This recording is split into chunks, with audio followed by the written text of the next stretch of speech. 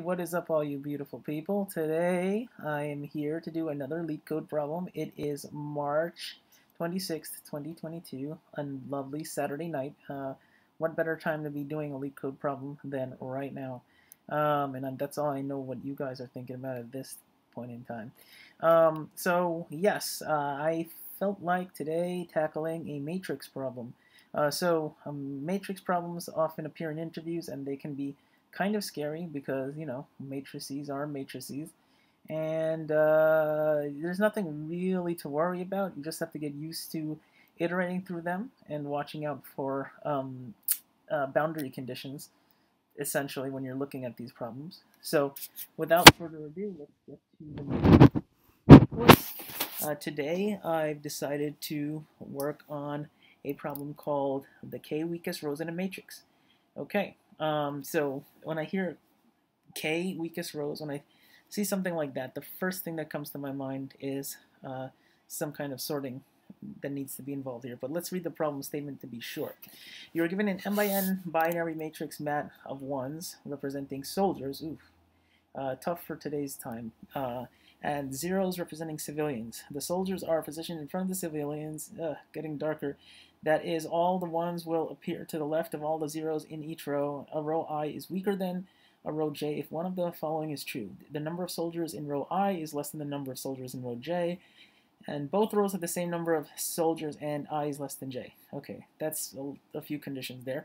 Return the indices of the k weakest rows in the matrix order from weakest to strongest. Okay, so k weakest rows. Okay, so again, sorting still comes to my mind, and what I feel like we're going to be doing is we're going to be summing, right? We want to find out what the sum of the soldiers are, which rows have more soldiers, and we want to order the rows that have more soldiers based on the sum and an index condition, which is specified in bullet 2 of the boundary conditions. So how do we do this? So in order to order rows, right, the first thing I'm thinking about is I want to create a representative matrix data structure, whatever you want to call it, two-dimensional array, which essentially houses both the sum and the index of the row. And it looks kind of weird if you think about it, but I am going to be ordering by index, so if I'm doing any sort of sorting operation, I need to keep the index in mind, okay? So the original index, not the index of the original index of the specific row, because we're going to be shuffling around these rows, right? So you need to know that. So I'm going to now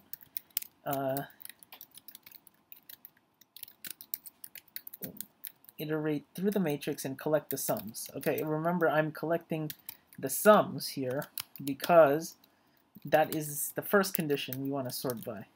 So summing elements in a matrix is pretty easy, right?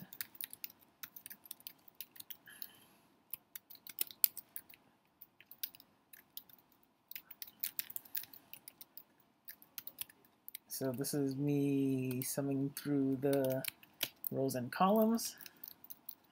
Sum plus equals mat ij.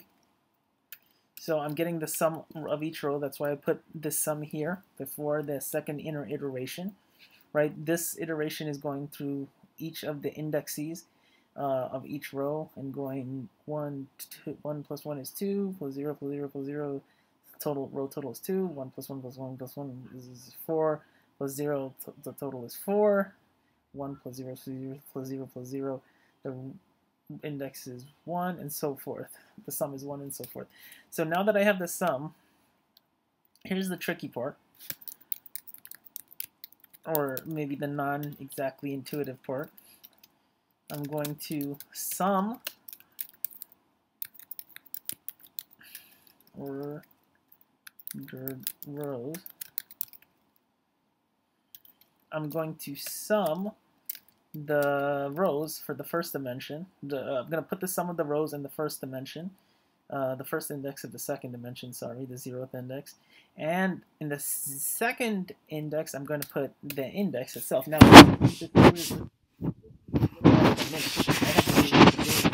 okay.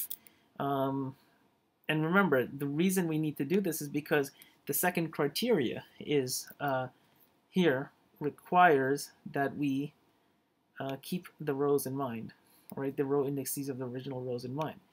So let's figure out. So how do you sort an array? You use the easiest way, without writing your own sort, is to use a comparator. But now that we have a matrix, we need to use a comparator that takes into account this, right? If this was just a single dimensional vector, right, we would just be like using an int here or something.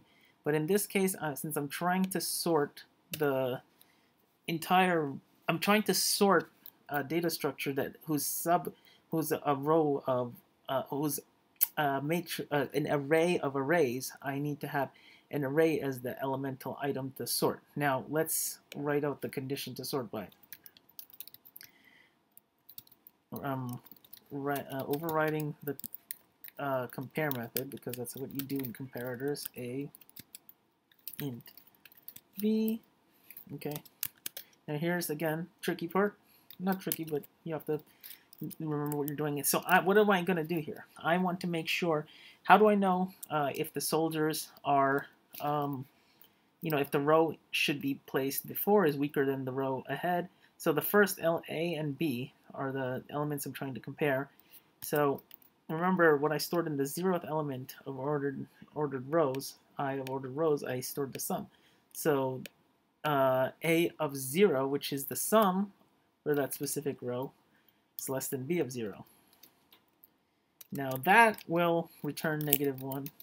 And why is it -1? Because that indicates that A is weaker than B, because we're comparing based on the sum. Else if, and remember we have two conditions here, right? So else if sum is greater than B, A is greater than B0, then we return 1, okay? And returning 1, 0, the possible return values of compare are -1, or they're in it, it's an integer. But if it's a negative integer, it's the item to the left is less than the item to the right. If it's a positive integer, the item to the right is less than the item to the left. And again, your final state of this, you've guessed it, is if they're equal. So now, what do we do if they're equal? Well, if they're equal, we have a condition on the weakest rows. And now here is where it paid off to store the ordered rows the second dimensions, second index, as the index of the original array. A minus 1 minus B of 1. Okay? Now that we have that, what do? Now we have all the rows. Now the only thing left to do is we need a result array. And there's some things in collections that could probably make this easier, but I'm on this trip right now that I just want to do it like this. This is going to be of length k. The answer is going to be of length k, because remember, that was the original problem statement. We're looking for values that are,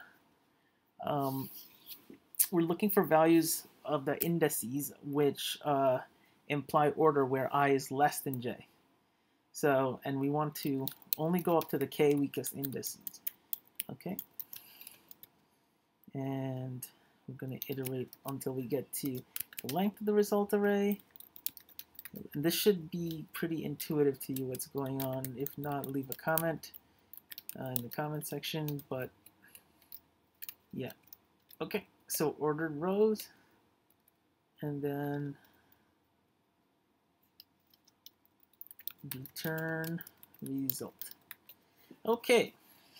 Now, that was a mouthful. Let's see how this works. So I'm going to run my code. Let's see what happens. Accepted. Bam. It's 203. Those are the k weakest rows. Remember, the k weakest rows are the first k indices of these ordered rows. Okay. And let's just skip straight to the answer and see what we do. There we go. It worked. Okay, let's try it again. Lead code, yeah, they seem to, the space, and sometimes seems to fluctuate, whatever. Okay, but that's the answer. If you like this video, like, subscribe, leave a comment, and it helps the algorithm, helps me, and I would love to make more videos for you, so help me out by doing your due diligence so I can do mine. Okay, I will see you later. Thanks for watching Coding with Chef. See ya.